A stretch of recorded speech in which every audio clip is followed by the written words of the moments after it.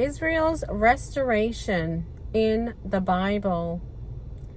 Amos chapter 9 verses 11 to 15. Israel's restoration. In that day I will restore David's fallen tent.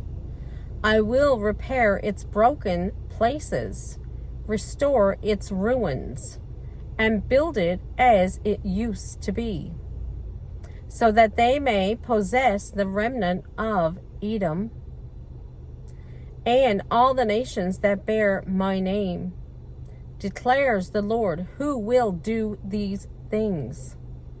The days are coming, declares the Lord, when the reaper will be overtaken by the plowman, and the planter by the one treading grapes. New wine will drip from the mountains and flow from the hills. I will bring back my exiled people, Israel. They will rebuild the ruined cities and live in them. They will plant vineyards and drink their wine. They will make gardens and eat their fruit.